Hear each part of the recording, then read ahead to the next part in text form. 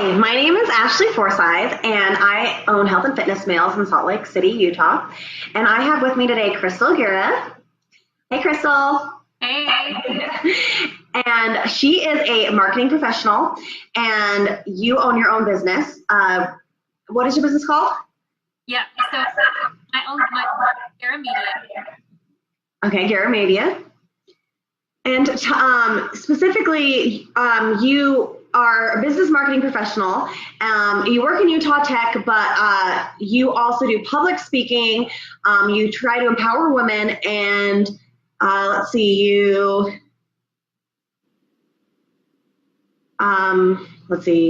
I'm sorry, you wrote a lot more than other people. But yeah, so tell us a little bit about what you do specifically. Yeah, definitely. Background, I'm currently a VP of marketing for a Utah Tech company. So marketing has kind of really been my roots and my passion, kind of where my career started. And since then, I've been able to launch Guerra Media, which is a platform dedicated at empowering women, working a lot with colleges, university, kind of youth groups, and then working a lot with different Latino initiatives as well, since that kind of hits close to home for me. Awesome. So I know you. We actually went to college together. Yes. And we were on student council together. And you were whatever SBO over clubs, right? Yeah, definitely. Time flies. I was thinking about the fact that we know each other from college and how long it's been since we've been in college, and time definitely flies. Well, you always had the work ethic. Like, you're always so focused, so determined, so organized. I definitely knew that you'd be like up to great things. So it's really awesome to like have gotten to stay in touch as adults and get to follow you on your social media, which we've got marked down here in the corner for everybody to see. And you do a really awesome job marketing yourself. I'm like so impressed by you, and you're just like a killer single businesswoman, like just rocking it. I'll do this interview all day. You what? I said, I'll do this interview all day. Just keep going. Okay, well, I have lots of compliments, I guess, for you besides that. I obviously look up to you so much, but why don't you tell me a little bit about what got you into this line of work and what type of credentials and like learning experience that you've had? Yeah, definitely. Marketing was that I didn't know that's what it was when I was younger, but the reason that I kind of got excited about working with people and pairing them with a solution and being able to understand their needs was really my dad. He is an entrepreneur as well, and he has his own business. We have Guerra Farms as a family, and he is now one of the biggest commercial farmers in Utah. And so at a young age, we were instilled a very strong work ethic with him. And so my siblings and I, we would each kind of in the summers, we'd each have our own booth that we would do kind of on the side of the road selling fruits and vegetables. And so that really kind of forced me at an early age to get really good at interacting with people. And then what I found was that I actually really loved, like I said, getting to understand people's needs and being able to talk and explain to them what products we had and how we can best kind of help them. So that really is kind of what spearheaded my interest in that. And then as I grew up and went to high school, I had an amazing marketing teacher, shout out to Miss Amy Baker, who really helped kind of guide me and share more about what marketing was and how I can actually, turn that into a career. And, I attended business camp, so I was like that super nerdy kid. And then, in college, my senior year, I had an internship in marketing that happened to also be in software. So I never thought that I'd end up doing marketing and software. I always thought that I would go maybe the agency route, but that internship really catapulted me into my career and into the passions that I have today. Awesome. Okay, so we're going to talk about so you currently work a regular day job, right? So you work for a company, it's a VP of marketing. Yep. And that alone is amazing, but then you also take your time out on your free time to start building and doing your own business. What is the end goal? I mean, are you trying to be able to eventually leave your day job and work completely by yourself? Yeah, definitely. I think for me, I like the idea of a lot going on and having multiple, streams of income and things like that. But it really came down to, as far as the reason that I launched my business and got into my platform, was really just to create more impact. And so I'm very fortunate that I am able to use my degree. So I have a bachelor's of science in business management with a marketing emphasis. So, being able to rise up in leadership, to show women that it's possible, especially, minority women, that it's possible to be part of an executive leadership team. That was something that was very, very important to me to be able to have. And I've got a team of mostly women that I manage. So it's super fun, and I'm so grateful that I get to do that. As far as, Guerra Media and being able to speak and now share my wins and losses with other people, it's really just to create greater impact. So as far as, kind of deciding whether I'll do this or that full time, I say, if you can do both, do both. And I'm fortunate enough to have the flexibility. It does get a little bit hectic sometimes with schedules, but ultimately, it's great that I get to be able to manage both sides. That's great. I love that you say that, because that's something I always remembered about you. I think that you're the type of person that thrives off of like being completely busy, like having something that you're always working at. I don't know. You don't strike me as the type of person that has a lot of downtime. Yeah. Go by fast like that. And then we'll talk, I'll get into networking later, but it really has created such a strong network of people for me all over the world that I genuinely get to call friends. And so I think that's kind of what, keeps me active with it too. Okay. Awesome. Okay. So I want to, for the next thing, we're going to talk about public speaking. So how did you break into public speaking just recently, right? Like, tell me a little bit about that. Yeah. So public speaking is listed as people's like number one fear. Like they've done studies on this, and public speaking is people's number one fear. So it's kind of funny, to be going into a field that is, statistically kind of frowned upon by a lot of people. But like I said, I think it comes back to that impact where I always wanted to be able to, I think all of us have a story, and I think that our story resonates differently to different people.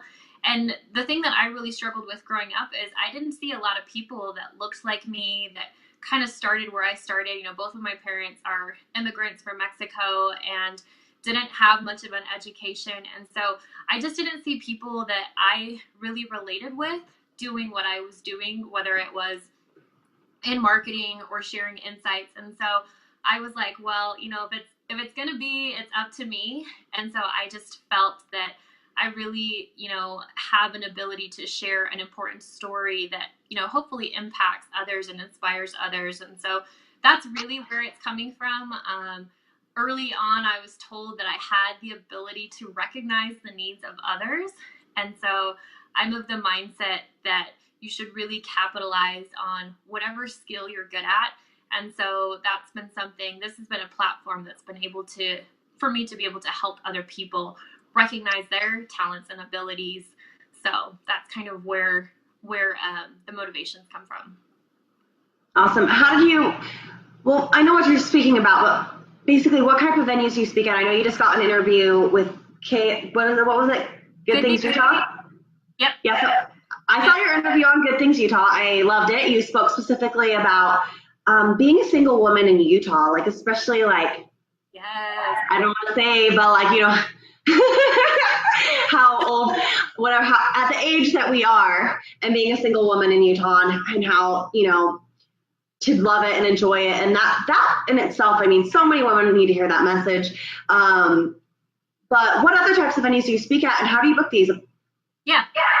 So I work a lot with business. So there's a community of different leaders here, like the Women Tech Council. I've done some work with them. I attended as a mentor to high school girls. We had about 2,000 high school girls attend that day. So kind of, had an opportunity to work with them.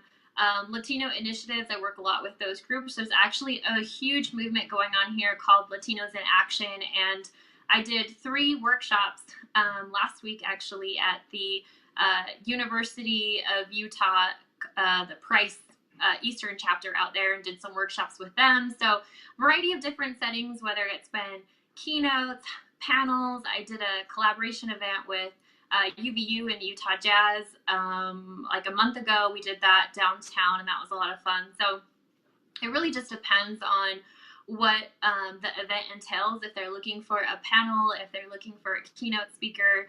I love, going back to universities and working with students, talking to them about getting involved early, kind of how, you and I started, where, we were a part of student council, and outside of learning how to use a popcorn machine, there were a lot of other, life transferable skills. And so it just depends on the settings. As far as booking and working with me, you can go to my website. I've got krystalguerra.com, and I actually share a handful of the different talk tracks that I speak to, who I work with, what the process of booking me is like.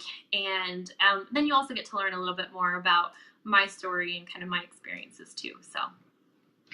Awesome, thank you. So I did put up on there for everybody to see krystalguerra.com if you want her to come speak for you, any of your events.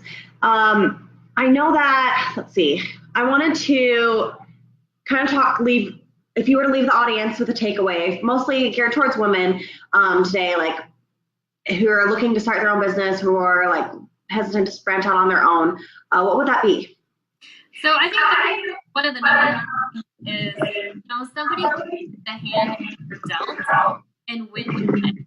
So you really need to let go of excuses, let go of feeling like you need someone's permission to try something out there. An interesting statistic about women and men that I speak a lot about is that women are likely to apply to a position if they feel that they match, anywhere between 90 to 100% of the required description, whereas men will apply if they only match 60% of the description. So, it comes to show that we sometimes don't give ourselves enough credit for our own potential and for our own ability to kind of rise up. And so I'm such a proponent for women in leadership.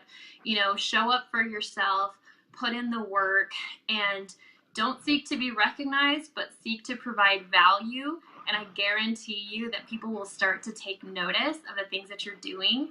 And, don't be afraid to speak up. And that was something that I learned early in my career. Is I used to sit on the outskirts of the table, and now I'm one of the first up at the table, and I'm more than happy to share my opinion. I think maybe a little bit more than I should sometimes, but, use your voice and don't be afraid to, get out there and make your dreams happen.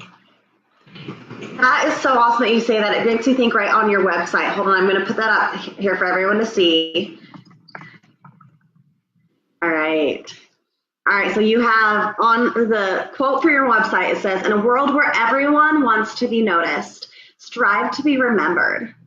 And that's awesome. I like that very much. Just at the end of the day, people are going to see your intentions and like your work effort. And it's not just about, you look at me, and then I think especially we have social media, right, where it's so easy to want to do stuff for likes, and we get so caught up in the hype of what everyone else is doing. And so my point there is, if you just focus and have good intentions, and you really are, people will see that. So work on learning and developing your skills. Everything else will kind of fall into place. Awesome. Okay, so I feel like after talking with you, a lot of things that you really specialize in is business-to-business relationships and networking. Yep, definitely. And I want you to talk a little bit about that, because I think that's something that no matter what field you're in, what you're doing, it'll benefit you. So we got a lot of people that are going to be trying to get advice from this, and I just think that that's so beneficial. So can you take the stand on that? Yeah, absolutely. So I don't know if you guys have heard, or if you haven't, you've got the saying that says, your network is your net worth. And that was something that I learned, very early on. I actually started, one of my first businesses was in direct sales. And so I learned the power of networking and just the importance of it, because one of the things that I love is, if you think about it, anybody that you meet knows something that you don't. So you always have the ability to learn from other people. So from a networking standpoint, I'm always involved in things. Sometimes my friends give me a hard time because they're like, I feel like you always know what's going on, what events are going on. And it's because it's so important to, like I said, you just never know who that next person that you meet, how you can benefit and learn from them. And I'm not saying like, benefit in a negative way, like you should only network with people to see what you can get out of it, but be genuine about it. My first internship, that really launched my career came through somebody that I met in student government, and they tipped me off on an internship position that was available, recommended me, I applied, and from then on, it's just really kind of grown into that. And I wouldn't have ever known that, and even the fact that we're on this interview together, it's like we met, working clubs and student government. So it can be hard, sometimes we like to spend time with just people that are like us, but I challenge everyone to do the opposite. Find people that aren't like you, put yourself in situations that are really going to make you grow and, going to get you a little bit out of your comfort zone. Okay. So with what you do as far as like networking and everything, what types of connections do you like to like make people towards? Like, I mean, obviously you do individual sales, right? I'm trying to sell you on something, but obviously you can go a lot faster if you're going to a business and exchanging your services or anything. Like what types of connections do you think are beneficial, and what do you offer people if they're going to come to you and ask you to say help them with networking? Yeah, a lot of that your business. For example, in the B2C space, and your product issues, the venues and the markets, and even the way you're going to market your product is going to be very different than the space that I'm in, which is software. So, we use a variety of Facebook ads, Google AdWords, social media, for example, doesn't really work in my space right now. We're in the healthcare industry, so not as much going on, socially, but for other people, that channel is very, very advantageous. So I think for me, when, people come to me for guidance on marketing or expertise, the number one thing I'll always ask them is, who is your audience and where do they hang out? I like to refer to it, this is my term, is I use the term watering holes, is where do these people go for knowledge and information, and then how can you put yourself in front of that channel so they can receive your message as well. Awesome. All right. Well, thank you, Krystal. Obviously, this is your business platform, so everybody can feel free to reach out to you, message you on Instagram. What's your best way if you're going to? Yeah, definitely. Hit me up on Instagram. From there, I do have a link to my website, but you'll have a chance to see a little bit more of my content. Plus, I genuinely love connecting with people. So I get, I love the messages that I see. I love being able to see the things that you guys are doing and how I can help with that. I, have conversations back and forth with people. It's not meant to be this kind of, one-way channel, but I genuinely love seeing what everyone's up to and encouraging you guys and your goals and initiatives too. Awesome. Yeah. So give Krystal a follow. I love following her. You travel a ton. You have a fabulous life, and you take beautiful pictures. So it's a great feed. I always enjoy it. Yeah, definitely. Come on one of my trips with me. I definitely need to. Girls trip. Okay. So this is a part of the interview. Hold on. I'm going to change up the label, where you're going to ask me any question that you'd like, and I'm going to answer it.